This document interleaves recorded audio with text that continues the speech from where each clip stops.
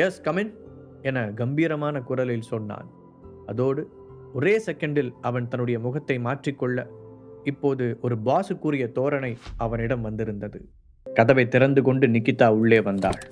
Sir, உங்களுக்கு ஒரு parcel வந்திருக்கு என்ற நிக்கிதா அவனிடம் ஒரு குட்டி பாக்ஸை நீட்டினாள். யோசனையுடன் அந்த பாக்ஸை வாங்கியவன், தேங்க்ஸ் நிக்கிதா, அப்புறம் நான் சொன்ன பாக்ஸ் எல்லாம் முடிச்சிருந்தீங்கன்னா என்னோட டேபிளில் வச்சிருங்க, ஏதாவது மீட்டிங் இருந்தால் இன்ஃபார்ம் பண்ணுங்க என்றான்.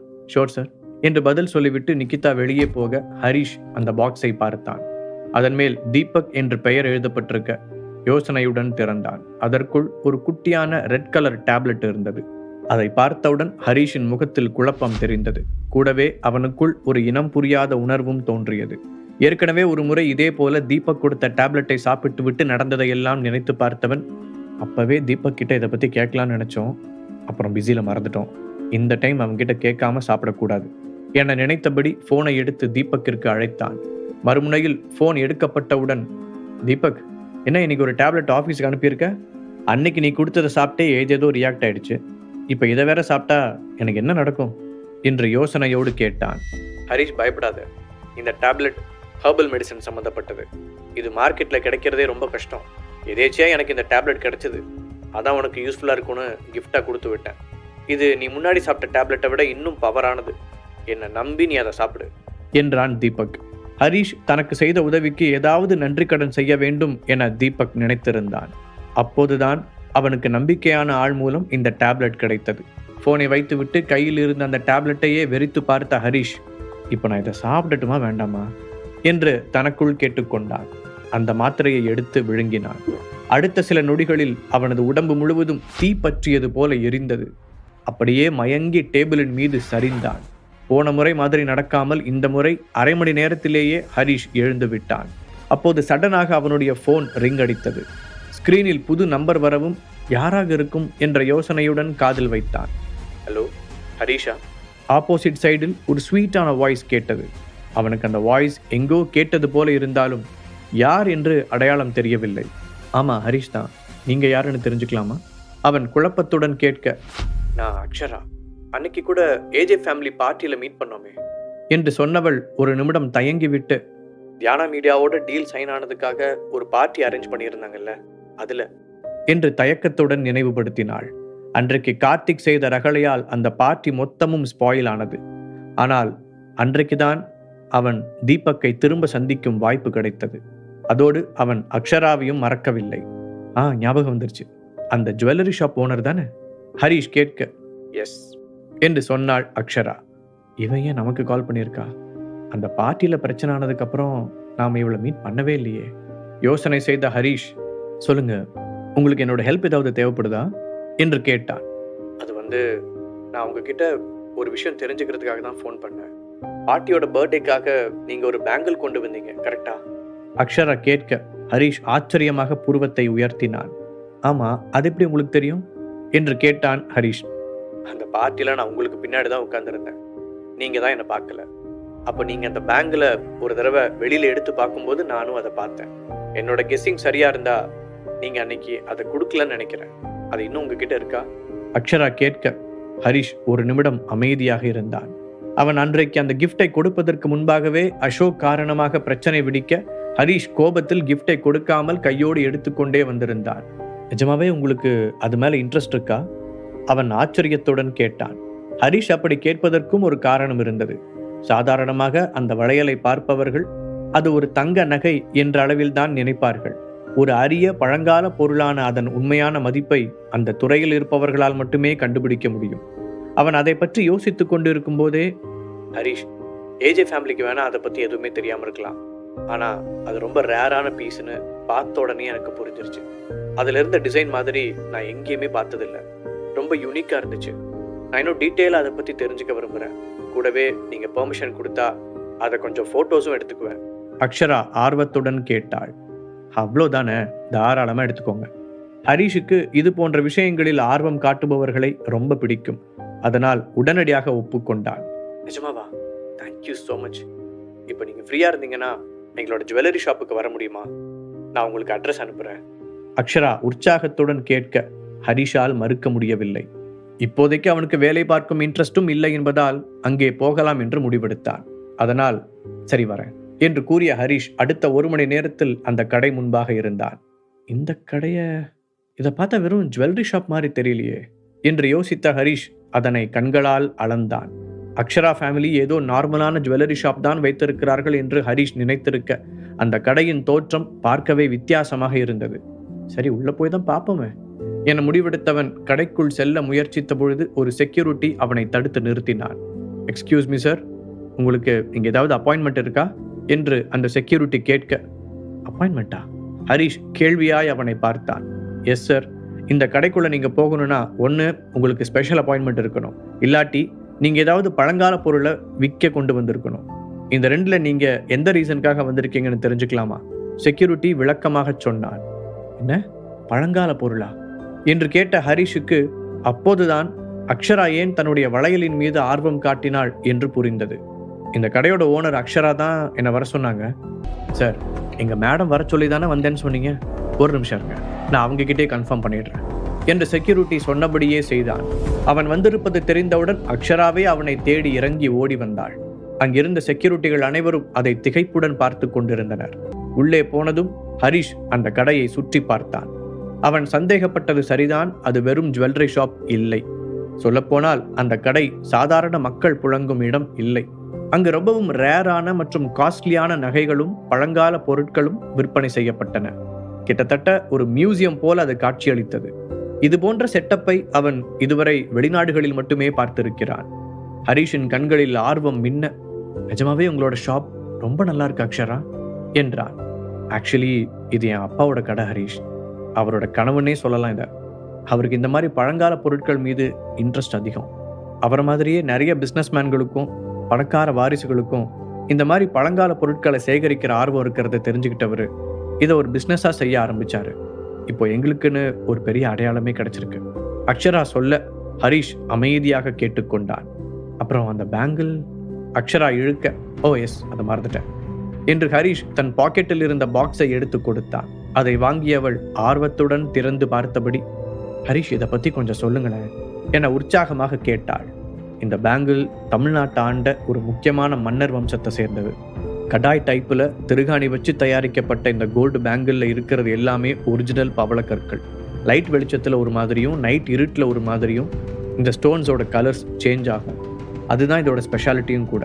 ஹரிஷ் எடுத்து சொல்ல அக்ஷராவின் கண்கள் விரிந்தன.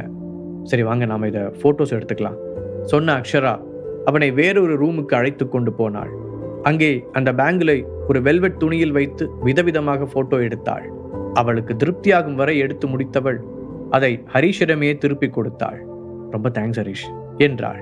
இட்ஸ் ஓகே, உங்களுக்கு எப்போவாது இதை திருப்பி பார்க்கணும்னு தோணுச்சுன்னா நீங்கள் தாராளமாக எனக்கு கால் பண்ணலாம் என்றான் ஹரிஷ். ரொம்ப சந்தோஷம் என்று சொன்ன அக்ஷரா இன்னும் ஏதோ கேட்க நினைத்து கேட்க தயங்கி நின்றாள்.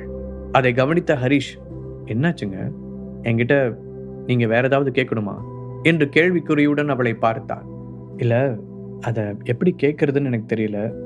நீங்கள் எதுவும் என்னை தப்பாக நினச்சிக்க கூடாது. உங்களுக்கே தெரியும் இது ரொம்ப ரேரான பீஸ். உங்களை பற்றி ஏஜே ஃபேமிலியில் சொன்ன விஷயங்களும் எனக்கு கொஞ்சம் ஞாபகம் இருக்குது. அப்படி இருக்கும்போது இது எப்படி உங்களுக்கு கிடைச்சதுன்னு நான் தெரிஞ்சுக்கலாமா என்று கேட்டாள் அக்ஷரா. எங்கே ஹரிஷ் தவறாக நினைத்து விடுவானோ என்ற பதட்டம் அவளிடம் தெரிந்தது. அவள் சொன்னதை கேட்டு வாய்விட்டு சிரித்த ஹரிஷ், என்னை பற்றி அவங்களுக்கு தெரியாத விஷயங்கள் இன்னும் நிறைய இருக்கு. ஸோ அவங்க சொல்கிறதெல்லாம் நீங்கள் கணக்கில் எடுத்துக்காதீங்க. அப்புறம் இது எப்படி வந்துச்சுன்னு நான் சொன்னேன்னா அதை நீங்கள் நம்புவீங்களான்னு தெரியல. இது ரொம்ப வருஷமாக எங்கள் ஃபேமிலிக்கு சொந்தமான ஒரு பொருள் தான். கிட்டத்தட்ட குடும்ப சொத்துன்னு கூட சொல்லலாம். ஹரிஷ் சொல்ல அக்ஷரா என்ன ரியாக்ட் செய்வது என்பதை மறந்து போய் கண்கள் விரித்து அதிர்ச்சியுடன் அவனை பார்த்தாள். அவன் கையில் அந்த வளையலை பார்த்தபோதே இவன் நிச்சயம் சாதாரண ஆளாக இருக்க மாட்டான் என்று அக்ஷராவின் உள்மனம் அடித்து சொன்னது. உங்க ஃபேமிலி நேம் என்ன என்று அவள் கேட்க வரும்போது திடீரென அங்கே ஒருவர் ஓடி வந்தார். மேடம், உடனடியாக உங்களோட ஹெல்ப் எங்களுக்கு வேணும் என்று லேசான டென்ஷனுடன் அவர் கேட்க, என்னாச்சு ஆல்பர்ட், ஏதாவது புது பொருள் வந்திருக்கா என்றபடி குழப்பத்துடன் அவரை பார்த்தாள் அக்ஷரா. அந்த ஆல்பர்ட் பல வருடங்களாக இந்த துறையில் அனுபவம் பெற்றவர். அவராலேயே முடியாத விஷயமா என்று அவளுக்குள் கேள்வி எழ, அதற்கு பதில் சொல்லும் விதமாக, ஒரு ஆள் முத்துமாலை கொண்டு வந்திருக்காரு. அதை குவாலிட்டி டெஸ்டிங் செஞ்சு பார்த்ததில் என்னால் ஒரு முடிவுக்கே வர முடியல. அதான் உங்களோட ஹெல்ப் கேட்டு வந்தேன். ஆல்பர்ட் கொஞ்சம் சங்கடமாகவே கூறினார். ஹரிஷ், நீங்களும் என் கூட வரீங்களா? உங்களுக்கும் இந்த விஷயத்தில் இன்ட்ரெஸ்ட் இருக்கிற மாதிரி தெரியுது, அதான் கேட்டேன். அக்ஷரா அழைக்க, ஷோர், வாங்க போகலாம் என்று சொன்ன ஹரிஷ் அவர்களுடன் எழுந்து சென்றான். அக்ஷரா சொன்னதை கேட்டதும் ஹரிஷை பார்த்த ஆல்பர்ட், சின்ன வயதாகவும் மாடனாகவும் இருந்த அவனுக்கு இதில் என்ன தெரிய போகிறது என்று அலட்சியமாக நினைத்தார். அக்ஷயாவிற்கும் அவனுடைய வயதுதான் இருக்கும் என்றாலும் அவள் பல வருடங்களாக இந்த ஃபீல்டில் பழக்கப்பட்டவள். அதோடு அந்த கடையின் முதலாளி. அதனால்தான் அவளிடம் உதவி கேட்டு வந்தார். அவர்கள் மெயின் ஷோரூமுக்குள் நுழைய அங்கு கடையில் வேலை செய்பவர்கள் கூட்டமாக நின்றிருக்க அதற்கு நடுவில் ஒருவன் மரப்பெட்டி ஒன்றை கையில் வைத்தபடி சேரில் உட்கார்ந்திருந்தார். அந்த கூட்டத்திற்கு முன்னால் போய் நின்ற அக்ஷரா, அதை என்கிட்ட காட்ட முடியுமா என்று கேட்டாள். அக்ஷராவை ஆச்சரியமாக பார்த்த அந்த முத்து மாலையின் சொந்தக்காரன், நீங்களா அந்த கடையோட ஓனர் என்று கேட்டான். ஆமாம், ஏன் உங்களுக்கு அதில் ஏதாவது ப்ராப்ளமா? அவளும் சிரித்து கொண்டே பதில் சொல்ல, சேச்சா அதெல்லாம் ஒன்றும் இல்லை, ரொம்ப எங்கா இருக்கீங்களேன்னு கேட்டேன், அவ்வளோதான் என்றவன் கையில் வைத்திருந்த பாக்ஸை அவளிடம் தந்தான். இது எங்கள் ஃபேமிலியோட சொத்து, நாங்கள் இதை விற்கவே கூடாதுன்னு வச்சுருந்தோம். ஆனால் இப்போ கொஞ்சம் பணப்பிரச்சனை, அதான் விற்க வேண்டிய சுச்சுவேஷன் வந்துருச்சு என்று அவன் கூற அக்ஷராவும் புரிந்து கொண்டதாக தலையசைத்தாள். பின்பு கவனமாக அந்த பாக்ஸை திறந்தாள். அவனிடம் ஒரு பணக்கார தோரணை தெரிய அவன் சொல்வது நம்பும்படியாகத்தான் இருந்தது. அவள் அந்த பாக்ஸை திறந்தவுடன் அதன் உள்ளே வெள்ளை விளையர் என்ற முத்துக்கள் கண்ணை பறிக்கும் விதமாக இருந்தது. Pure white pearls? அக்ஷரா நம்ப முடியாமல் கேட்டாள். இந்த வகை பெரிய முத்துக்கள் கடலில் கிடைப்பதே அரிது. அதில் ஒரு மாலையே செய்து கொண்டு வந்திருப்பதை அவளால் நம்ப முடியவில்லை. கொஞ்ச நேரம் அந்த மாலையவே உற்று பார்த்து கொண்டிருந்த அக்ஷரா, இதை என்ன ரேட்டுக்கு விற்கலான்னு நினைக்கிறீங்க என்று எதிரில் இருந்தவனிடம் கேட்டாள். இவ்வளோ பெரிய கடைக்கு ஓனராக இருக்கிற உங்களுக்கு இதோட வேல்யூ என்னன்னு கண்டிப்பாக தெரிஞ்சிருக்கும். ஸோ நீங்கள் தாராளமாக இதுக்கு 5 lakhs கொடுக்கலான்னு நினைக்கிறேன். வாட் யூ திங்க் என்று அவன் கான்ஃபிடென்ட்டாக கூறினான். அக்ஷரா உடனே எதுவும் பதில் சொல்லாமல் அந்த மாலையை திரும்பவும் பார்த்து, இதில் ஏதோ ஒன்று சரியில்லாத மாதிரி இருக்கு, ஆனால் என்னன்னு தான் என்னால் கண்டுபிடிக்க முடியல என்று முணுமுணுத்தாள். அவ்வளவு நேரமும் ஹரிஷ் எதுவும் பேசாமல் அங்கு நடப்பதை கை கட்டி வேடிக்கை பார்த்தபடி நின்றிருந்தான். ஒரு முத்து மாலைக்கு 5 lakh rupees-ஆ? அது அவ்வளோ வேர்த் இருக்கும்னு நீ நினைக்கிறியா? ஒரு ஸ்டாஃப் இன்னொரு ஸ்டாஃபிடம் கேட்க, எனக்கும் தெரியல, பார்ப்போம் மேடம் என்ன முடிவு பண்ணுறாங்கன்னு என்றான் மற்றொருவன். எல்லோரும் அதை பற்றி தங்களுக்குள் பேசிக்கொண்டிருக்கும் போது புதிதாக ஒருவன் அந்த கடைக்குள் நுழைந்தான். Hello, welcome. நீங்கள் என்ன வாங்குறதுக்காக வந்திருக்கீங்கன்னு சொல்ல முடியுமா? முன்னால் நின்றிருந்த ஆல்பர்ட் அவனிடம் கேட்டான். நான் வெளியூரில் இருந்து வரேன். எனக்கு ஆன்டிக் திங்ஸ், பழங்கால பொருட்களை கலெக்ட் பண்ணுறதுனா ரொம்ப பிடிக்கும். இந்த ஊரில் இந்த கடை தான் ரொம்ப ஃபேமஸ்ன்னு சொன்னாங்க. அதான் எனக்கு பிடிச்ச மாதிரி ஏதாவது இங்கே இருக்கான்னு பார்த்துட்டு போகலான்னு வந்தேன் என்றவன் அங்கிருந்த பொருட்களை சுற்றி பார்க்க ஆரம்பித்தான். சடனாக அவனுடைய பார்வை அக்ஷரா கையில் வைத்திருந்த முத்து மாலையின் மேல் விழுந்தது. வாவ், இது கடலோட குறிப்பிட்ட பகுதியில் மட்டும் கிடைக்கிற ரேரான பியோர் ஒயிட் பேர்ல்ஸ் மாதிரி தெரியுது. நிஜமாவே அதானா என்று அருகில் வந்து பார்த்தான். கேர்ஃபுல்லாக பாருங்க, அது ரொம்ப முக்கியமான ஒன்று. சின்னதாக டேமேஜ் ஆனாலும் அப்புறம் இவங்க என்கிட்ட வாங்க மாட்டாங்க. மாலையை விற்க வந்தவன் அவசரமாக கூறினான். ஓ, இது உங்களோடதா? நீங்கள் ஒன்றும் கவலைப்படாதீங்க, எனக்கு இந்த மாதிரி விஷயத்தில் நல்ல எக்ஸ்பீரியன்ஸ் இருக்குது, நான் இதை சேஃப்டியாக ஹேண்டில் பண்ணுவேன் என்று சொன்ன புதியவன் அந்த மாலையை நன்றாக பார்த்தான். இது எனக்கு ரொம்ப பிடிச்சிருக்கு. இந்த முத்து 1, 2ன்னு தனித்தனியாக தான் நான் இது வரைக்கும் பார்த்துருக்கேன். மொத்தமாக இத்தனை முத்துக்களை இன்னைக்கு தான் பார்க்குறேன். இதுக்கு நீங்கள் எவ்வளோ ரேட் ஃபிக்ஸ் பண்ணியிருக்கீங்க என்று கேட்டான். 5 லட்சம் கேட்குறாரு.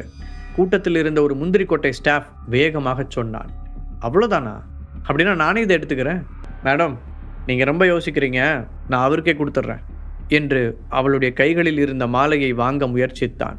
அக்ஷராவிற்கு இப்பொழுது அதை விடுவதற்கு மனமில்லை.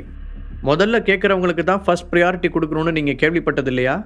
இதை நாங்கள் தான் ஃபஸ்ட்டு கேட்டோம். ஸோ கண்டிப்பாக நீங்கள் இதை எங்களுக்கு தான் தரணும்.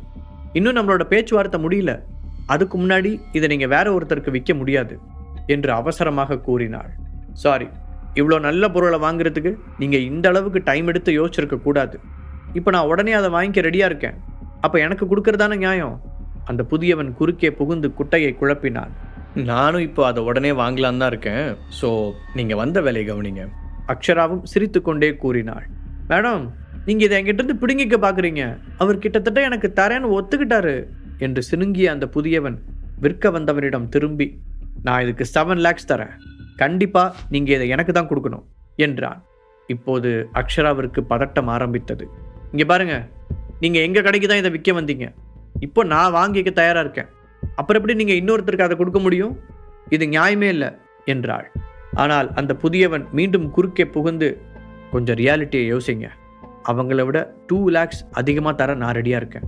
நல்லா யோசிச்சு முடிவெடுங்க என்றான்.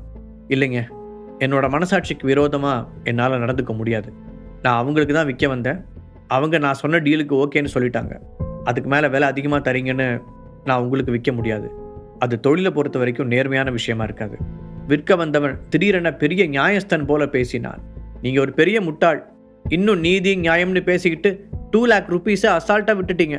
என்னமோ பண்ணுங்க என்ற புதியவன் அக்ஷராவிடம் திரும்பி, அப்புறம் மேடம், இன்னைக்கு உங்களுக்கு லக்கு தான். எப்படியும் இந்த முத்து மாலையை பிரித்து தனித்தனியாக விற்றா 10 lakhs rupees தாராளமாக கிடைக்கும். டபுள் மடங்கு லாபம்தான். என்ஜாய். கண்களில் பொறாமை மின்ன கூறினான். அப்போது அந்த சிச்சுவேஷனுக்கு சம்பந்தமே இல்லாமல் திடீரென்று யாரோ சத்தமாக சிரிக்கும் சத்தம் கேட்டது. எல்லோரும் திகைப்புடன் திரும்பி பார்க்க ஹரிஷ் தான் சிரித்து கொண்டிருந்தார்.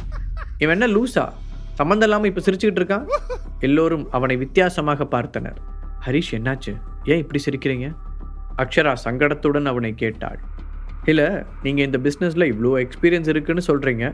ஆனால் அவங்க 2 பேரும் சேர்ந்து உங்களை ஏமாத்துறாங்கன்னு கூடவா கண்டுபிடிக்க முடியல? ஹரிஷ் கேட்க அக்ஷரா அதிர்ச்சியுடன் அவனை பார்த்தாள்.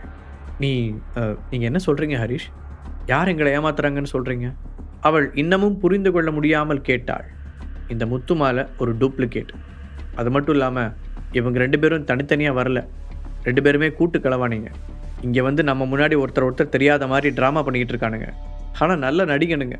அதனால தான் ஒன்றுக்குமே யூஸ் ஆகாத ஒரு பாசி மாலையை 5 லட்சம் ரூபாய்க்கு உங்களுக்கு வித்துட்டானுங்க. உண்மையிலே கில்லாடிங்க தான், ஹரிஷ் கிண்டலாக கூறினான். அதை கேட்ட அந்த ஸ்டாஃப்ஸ் முதலில் அவனை சந்தேகப்பட்ட ஆல்பர்ட்டுக்குமே இப்போது அவன் கூறியது உண்மையாக இருக்குமோ என்று தோன்றத் தொடங்கியது. என்னோட ஃபேமிலி பொக்கிஷத்தை டூப்ளிகேட்டுன்னு சொல்றதுக்கு உனக்கு என்ன ரைட்ஸ் இருக்கு? இங்க இவ்வளோ பேர் இருக்காங்க. இவங்கள யாராவது ஒருத்தரை இதை டூப்ளிகேட்டுன்னு சொல்ல பார்க்கலாம் என்று கடுப்புடன் கேட்டான். புதிதாக வந்து அந்த நகையை பேரம் பேசியவனும் இப்போது ஹரிஷை முறைத்தான். ஆமாம், அவர் கேட்குறதும் கரெக்டு தான். எக்ஸ்பீரியன்ஸான ஆளுங்க நாங்கள் இத்தனை பேர் இருக்கோம். அவளை ஏன் மேடமே அதை வாங்கிக்கிறேன்னு சொல்லிட்டாங்க. இப்போ நீ வந்து பெரிய இவன் மாதிரி பேசுகிற. உனக்கு இந்த ஆன்டிக் ஜுவல்லரி பற்றி என்ன தெரியும்? அவளால் எந்த முடிவிற்கும் வர முடியவில்லை. இது பார்க்க ரொம்ப அழகாக இருக்குது, அதே சமயம் ஒரிஜினல் மாதிரியே தான் இருக்குது. இதை ஏன் ஹரிஷ் டூப்ளிகேட்டுன்னு சொல்கிறாரு? இவருக்கு இந்த பழங்கால பொருட்கள் பற்றியெல்லாம் பெருசாக தெரியாது போல என்று நினைத்தாள். அதற்குள் மாலையை விற்க வந்தவன் பொறுமை இழந்தான். மேடம், எதுவாக இருந்தாலும் சீக்கிரம் ஒரு முடிவுக்கு வாங்க. நியாயமாக நடந்துக்கணும்னு நினச்சி தான் நான் உங்களுக்கு கொடுக்கலான்னு முடிவுக்கு வந்தேன். ஆனால் இந்த ஆள் என்னோட பொருளை டூப்ளிகேட்டுன்னு சொல்கிறான். இதை கேட்டுட்டு என்னால் சும்மா இருக்க முடியாது என்று கோபமாக சொன்னவன் ஹரிஷின் பக்கம் திரும்பி, இப்போ நீ மட்டும் இதுக்கு கரெக்டான எக்ஸ்பிளனேஷன் தரலனா நான் உன் மேலே மானநஷ்ட கேஸ் போடுவேன் என்று மிரட்டினான். அடேங்கப்பா, மாட்டிக்கிட்டதுக்கு அப்புறமும் எவ்வளோ ரியலாக நடிச்சுக்கிட்டு இருக்க. அது டூப்ளிகேட்டுன்னு உனக்கும் நல்லா தெரியும், எனக்கும் நல்லா தெரியும். ஆனாலும் விடாமல் உன் நடிப்பை கண்டினியூ பண்ணுறியே. பேசாமல் நீ இந்த ஃப்ராடு வேலைலாம் விட்டுட்டு நடிக்க போயிருந்தேன்னா இந்நேரம் பெரிய ஸ்டாராக வந்திருக்கலாம். சொல்லப்போனால் உனக்கு ஆஸ்கர் கூட கிடச்சிருக்கும். அந்த அளவுக்கு உங்ககிட்ட டேலண்ட் இருக்குது. இப்போ கூட ஒன்றும் லேட் ஆகலை. இந்த ஏமாத்து வேலையெல்லாம் விட்டுட்டு நான் சொன்னதை ட்ரை பண்ணு, உனக்கு பிரைட்டான ஃப்யூச்சர் இருக்குது. அவன் மிரட்டலுக்கு பயப்படாமல் ஹரிஷ் பதிலுக்கு கிண்டல் அடித்தான்.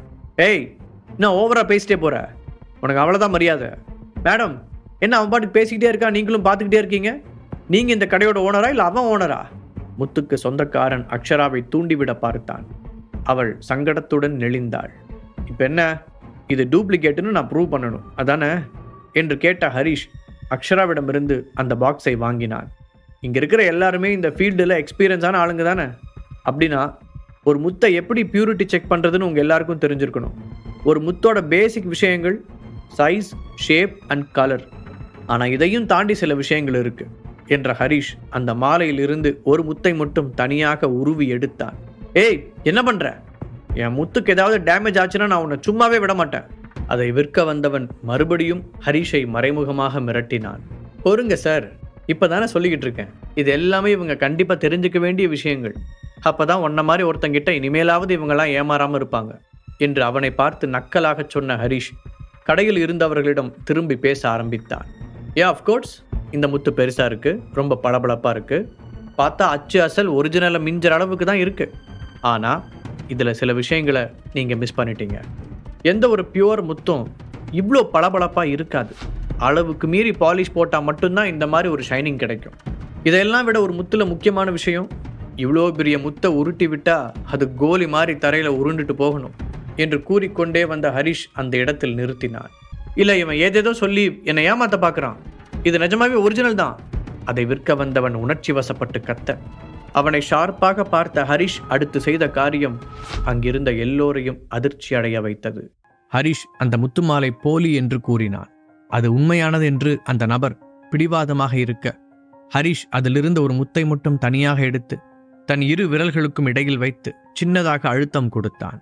அந்த முத்து பொடி பொடியாக உதிர்ந்து விழுந்தது. அந்த முத்து மாவாய் உதிர்ந்ததை பார்த்து அக்ஷராவின் வாய் "ஓ மை காட்" என்று முணுமுணுத்தது. இப்பொழுது ஹரிஷ் அவனை பார்த்து கேலியாய் பூர்வத்தை உயர்த்தினான். "என்ன தைரியம் இருந்தா என் முத்தை இப்படி நொறுக்கியிருப்ப? இப்ப அதுக்கான காசை நீதான் தரணும்" என்று கோபமாக ஆரம்பித்தவன், "இப்ப நான் எங்க அம்மாவோட ட்ரீட்மெண்ட் பணத்துக்கு என்ன பண்றது?" என்று அழுதான். "பரவாயில்ல, நேரம் ஆக ஆக உன்னோட நடிப்பு திறமையும் டெவலப் ஆயிட்டு தான் வருது." ஹரிஷ் கொஞ்சம் கூட இழகாமல் கூறினான். "இல்லை, நான் உண்மைதான் சொல்கிறேன். யாரும் இவனை நம்பாதீங்க. இவன் ஏதோ பண்ணி என் முத்து மாலையை கம்மியான விலைக்கு வாங்க ட்ரை பண்ணுறான்" என அவன் எல்லோரையும் பார்த்து பாவமாக முகத்தை வைத்து கொண்டு சொல்ல, ஹரிஷ் ஒரு கேலி சிரிப்புடன் அவனை பார்த்தான். "தம்பி, நீ ஏமாத்தணும்னு முடிவு பண்ணியிருந்தா அதுக்காக இன்னும் கொஞ்சமாவது எஃபர்ட் போட்டிருக்கணும். இந்த சீப்பான ட்ராமாவை யாராலையும் கண்டுபிடிக்க முடியாதுன்னு நினச்சியா என்ன?" கிண்டலாக கேட்டவன் அங்கிருந்த சேரை இழுத்து போட்டு கெத்தாக உட்கார்ந்தான். "நீ எனக்கு ப்ரூவ் பண்ணணும். இல்லாட்டி நான் கேட்குற நஷ்டஈட்டை நீ கன்ஃபார்மாக கொடுக்கணும்." அந்த மாலைக்கு சொந்தக்காரன் தான் பிடித்த முயலுக்கு 3 கால் தான் என்பதில் உறுதியாக இருந்தான். "அப்படின்னா நீ இதுக்கு மேலேயும் பிடிவாதமாக தான் இருக்க. அவ்வளோ கான்ஃபிடென்ஸு?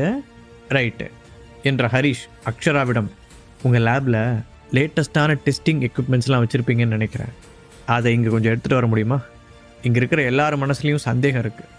ஸோ அதை இங்கே வச்சே தீர்த்து வச்சுருவோம்" என்றான். அதை கேட்டதும் எதிரில் இருந்தவனின் முகம் மாறியது. "ஹரிஷ், இது பார்க்க அப்படியே ஒரிஜினல் மாதிரியே இருக்கே. இந்த அளவுக்கு ஒரு பொருளை உண்மை மாதிரியே தயாரிக்க முடியுமா என்ன?" அக்ஷரா சந்தேகத்துடன் கேட்க, "அதுதான் அவங்களோட திறமை. ஏமாத்துறவன் எப்பவும் ரொம்ப புத்திசாலியாக தான் இருப்பான். அதுவும் இந்த மாதிரி டெக்னிக்கலாக ஏமாற்ற நினைக்கிறவன் அதுக்கேற்ற மாதிரி எல்லா விஷயத்தையும் கற்று வச்சுருப்பான். ஆல்பர்ட், நீங்கள் போய் அந்த மிஷினை எடுத்துகிட்டு வாங்க." அக்ஷரா சொல்ல, "இல்லை, இதுக்கு நான் ஒத்துக்க மாட்டேன். இது ஒரு பெரிய கடைன்னு நம்பி தான் நான் இங்கே வந்தேன். ஆனால் நீங்கள் என்னோட பொருளை நம்பாத பட்சத்தில் நான் அதை இங்கே விற்க விரும்பலை" என்றபடி ஹரிஷின் கையில் இருந்த முத்து மாலையை அவன் பிடுங்க முயற்சித்தான். சடனாக ஒரே செகண்டில் கையை பின்னுக்கு இழுத்த ஹரிஷ், "என்னப்பா பட்டுன்னு இப்படி சரண்டர் ஆயிட்ட? இப்போ நான் உன்னை விட்டா நீ இது மாதிரி எத்தனை பேரை ஏமாத்த நினைப்ப. ஸோ அதுக்கான வாய்ப்பை நான் தரப்போறதில்ல" என்றான். "என்ன வளர்ற? நான் யாரையும் ஏமாத்தலாம்னு நினைக்கல" என்று அப்போதும் அந்த நபர் தன்னை சாதாரணமாக காட்டிக்கொள்ள முயற்சிக்க, "அப்படியா? அப்போ ஒரு 10 மினிட்ஸ் வெயிட் பண்ணு. அந்த மிஷின் இப்போ வந்துடும்" என்ற ஹரிஷ், "ஆல்பர்ட் சார், அப்படியே போலீஸுக்கும் கால் பண்ணிடுங்க, அவங்களும் வந்துட்டோம்" என்றான் ஹரிஷ். "இப்போ போலீஸா? அவங்க எதுக்கு?" என்று அவசரமாக பதட்டத்துடன் கேட்டான் அந்த முத்து மாலைக்கு சொந்தக்காரன். "வேற எதுக்கு? உன்னோட மாலை டூப்ளிகேட்டுன்னு ப்ரூவ் பண்ணதுக்கப்புறம் அதுக்கான மரியாதையை கொடுக்கறதுக்கு தான்" நக்கலாக சொன்ன ஹரிஷ் அவனுக்கு வியர்க்கத் தொடங்கியது. "என்ன, மாட்டிக்க போறோன்னு பயமா?" என்று உட்கார்ந்தபடியே லேசாக முன்னால் குனிந்து கேட்டான். "பயமா? அதெல்லாம் ஒன்றும் இல்லையே" என்றவன் முகத்தில் வழிந்த தன்னுடைய வேர்வையை துடைத்து கொண்டே பேசினான். இந்த இடைவெளியில் பொருள் வாங்க வந்த அந்த 2வது ஆள் மற்றவர்களின் கவனத்தை கவராமல் நைஸாக எழுந்து வெளியேற பார்க்க ஹரிஷ் சட்டென தன் காலை நீட்டினான். அவனை தாண்டி செல்ல முயற்சித்தவன் அப்படியே கால் தடுக்கி தலைக்குப்புற விழுந்தான். "ஏன் கிளம்புறதுக்கு இவ்வளோ அவசரம்? உன் கூட்டாளியை வேற விட்டுட்டு ஓடுற?" ஹரிஷ் கீழே கிடந்தவனை பார்த்து கிண்டலாக கேட்க அவன் திருவென விழித்தான். பின் ஏதோ யோசித்தவன் சுதாரித்து எழுந்து நின்று முத்துமாலைக்கு சொந்தக்காரனை பார்த்து, நீ இவ்வளோ பெரிய ஏமாத்துக்காரனா இருப்பான்னு நான் நினைக்கவே இல்லைப்பா. இப்போ எனக்கும் உன் மேலே சந்தேகமாக தான் இருக்குது. தேங்க் காட், கொஞ்ச நேரத்தில் நானும் சேர்ந்து ஏமாந்து போயிருப்பேன். என்னோட 7 lakhs தப்பிச்சுது" என்று சொல்லிக்கொண்டே மீண்டும் அங்கிருந்து வெளியே போக முயற்சி செய்தான். அதற்குள் அவனது கையை எட்டி பிடித்த ஹரிஷ், "என்ன நண்பா இப்படி பண்ற? பிரச்சனைன்னு வந்த உடனே ஃப்ரெண்டை கழட்டி விட்டுட்ட பாத்தியா?" என்று சிரித்து கொண்டே கேட்டான். "எக்ஸ்கியூஸ் மீ, வார்த்தையை அளந்து பேசுங்க. நீங்கள் தேவையில்லாமல் என்னை சந்தேகப்படுறீங்க" நான் ஒரு பிஸ்னஸ் மேன், என்கிட்ட ஐடி கார்டு கூட இருக்கு. பாக்கெட்டில் இருந்த ஐடி கார்டை எடுத்து ஸ்டைலாக நீட்டினான் அவன். ஓ அப்படியா, சாரி சார் என்ற ஹரிஷ் முத்துமாலையை விற்க வந்தவனிடம் திரும்பி, இவனையா உன்னோட பார்ட்னரை செலக்ட் பண்ணி இவ்வளோ பெரிய வேலையை செய்ய வந்த? பாத்தியா, போலீஸ்னு சொன்ன உடனே ஒன்றை மட்டும் மாட்டி விட்டுட்டு எஸ்கேப் ஆக பார்க்குறான் என்று கேட்க முதலாம் அவனின் முகம் மாறியது. அதற்குள் இரண்டாவது ஆள், ஹலோ என்ன பண்ணுறீங்க, விடுங்க, நான் ஒன்றும் திருடன் கிடையாது, நானும் உங்களை மாதிரி பாதிக்கப்பட்டவன் தான் என கெத்தை விடாமல் பேசினான். ஆனால் அவன் எவ்வளவு ட்ரை செய்த போதும் அவனால் ஹரிஷின் பிடியிலிருந்து கையை உருவ முடியவில்லை. இவனோட என்ன கையா இல்லை உடும்பா, இந்த அளவுக்கு டைட்டாக பிடிச்சிருக்கான், தப்பிச்சு ஓடலான்னு பார்த்தாலும் அப்புறம் மற்றவங்களுக்கும் சந்தேகம் வந்துடும் என்று நினைத்தவன் என்ன செய்வது என்று யோசிக்க, அதற்குள் தன் கட்டுப்பாட்டை இழந்திருந்த முதல் ஆள், துரோகி என்று கத்தியபடி அவனுடைய சட்டையை பிடித்தான். அந்த காட்சியை பார்த்ததும் எல்லோரும் ஸ்டன் ஆகி அப்படியே நிற்க, ஹரிஷின் முகத்தில் மட்டும் பெரிதாக எந்த மாற்றமும் தெரியவில்லை. அவன் அதே சிரிப்புடன் தான் உட்கார்ந்திருந்தான். ஏய் என்ன பண்ற, விடு, நீ யாருன்னு எனக்கு தெரியாது, என்ன போய் துரோகின்னு சொல்ற? இரண்டாவது ஆள் பதிலுக்கு கத்த, மாலையை விற்க வந்தவன் அவனை ஓங்கி அறைந்தான். அப்போது சரியாக ஆல்பர்ட் அந்த மிஷினை கொண்டு வர, இனி அதுக்கான தேவை இருக்காது ஆல்பர்ட் சார் என்றபடி கால் மேல் கால் போட்டு உட்கார்ந்து அந்த சண்டை காட்சியை வேடிக்கை பார்க்க ஆரம்பித்தான் ஹரிஷ். பாக்கெட் எஃப்எம் ஆப்பை டவுன்லோட் பண்ணி கிங் ஆடியோ சீரீஸை கேட்க ஸ்டார்ட் பண்ணுங்க.